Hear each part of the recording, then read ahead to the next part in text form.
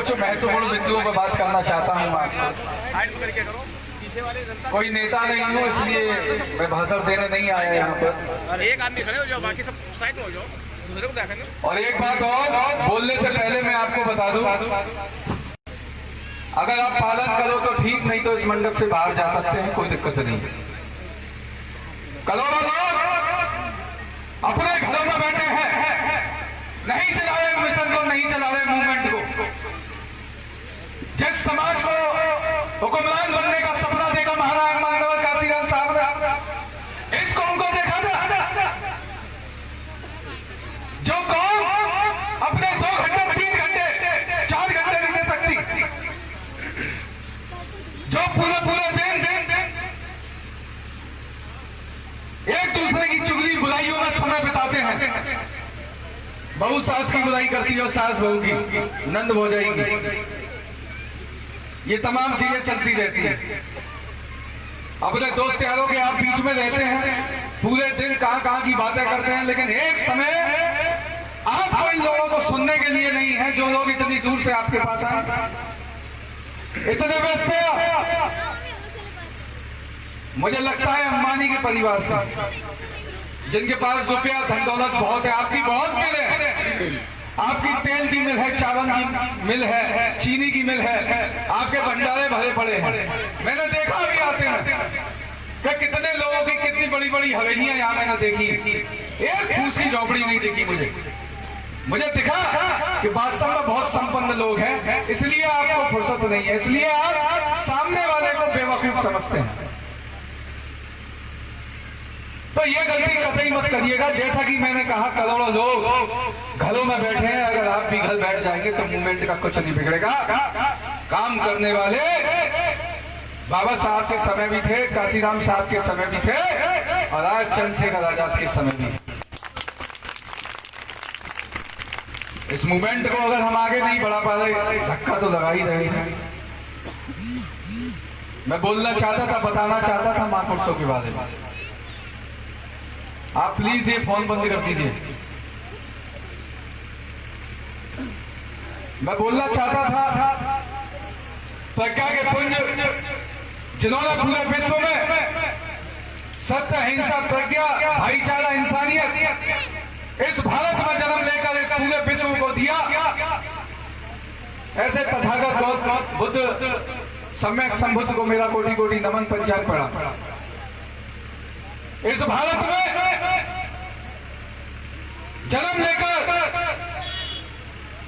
इतनी प्रताड़ना झेली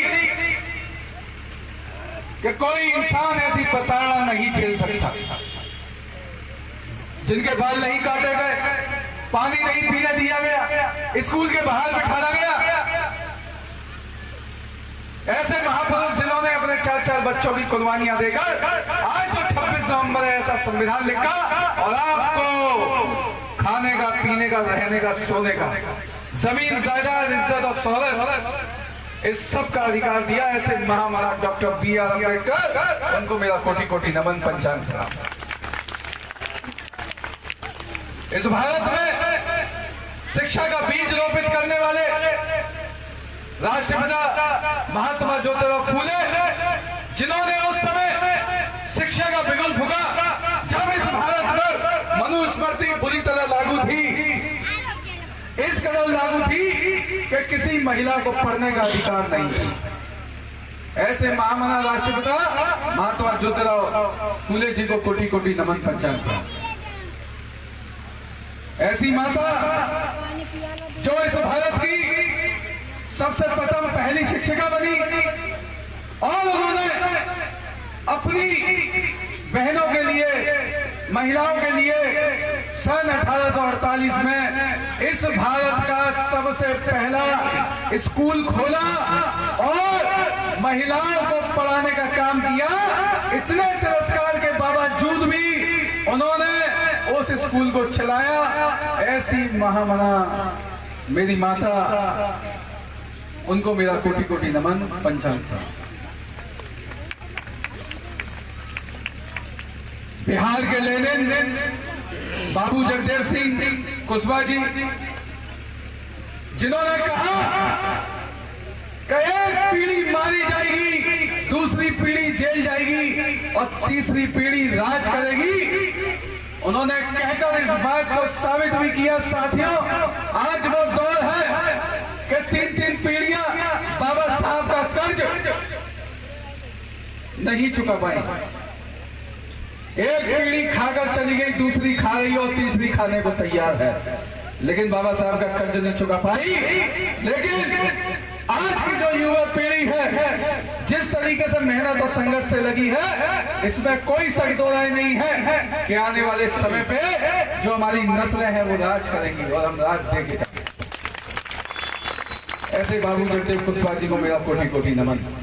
साथियों, जलियांवाला बाग देखकर हर किसी की रूह कांपी थी उस समय, लेकिन एक बच्चा जब पेड़ पे बैठा हुआ था, उस बच्चे ने सौगंध दिखाई थी कि उसमें उसके माँ बाप भी थे और ना जाने कितने हजारों लोगों की हत्याएं उसमें हुई थी। उसने सौगंध दिखाई थी और सौगंध दिखाकर लंदन में जाके उस जनरल डायर की छाती में गोली मारकर अपना नाम शहीदों में शुमार करने वाले ऐसे शहीद उधम सिंह जी को मेरा कोटि कोटि नमन।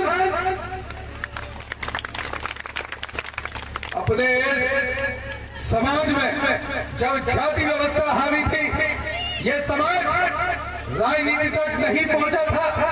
इस समाज को 600 जातियों में जोड़कर एक एक जाति को चूड़ा चमार लोहार कुमार धानुक गोवी तेली 600 जातियों को जोड़कर एक माला में पिरोकर एक बहुजन समाज बनाकर जिन्होंने इस समाज की राजनीति की भूख मिटाई, ऐसे महानायक मानवत काशीराम साहब को मेरा कोटि कोटि नमन। माननीय दीनभाना वाल्मीकि जी, जिनको मात्र दूध पीने नहीं दिया गया, जब उनके पिता एक भैंस लेकर आ गए तो समर समाज को ये जचा नहीं, उस भैंस को वापस करवा दिया। उसी दिन से अपने आप का सब कुछ त्याग कर दिया और 1956 दिल्ली में जाके बाबा साहब की स्पीच सुनी और अपना जीवन पूरा इस मिशन के लिए समर्पित कर दिया। ऐसे महानायक दीनभाना जी, जिन्होंने अगर ये नहीं होते तो आज काशीराम साहब इस धरती पर नहीं होते, ना बामसेफ होती, ना बहुजन समाज पार्टी होती और ना ये समाज कभी राजनीति देख पाता। ऐसे महानायक मानव दीनभाना जी को मेरा कोटि कोटि नमन। साथियों, बहुत महापुरुष हैं हमारे, जिन्होंने बहुत कुछ त्यागा है, बलिदान दिया है और आपको और हमें यहाँ तक पहुंचाया भी है।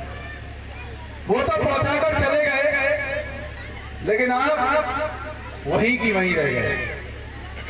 आज भी साथियों, जैसा कि आपको पता है कि भीम आर्मी भारत एकता मिशन संपूर्ण भारत में अपना जहां भी उत्पीड़न अत्याचार अपनी बहन बेटियों पे अत्याचार होता है, उसके लिए एट ए टाइम 24 घंटे खड़ी रहती है।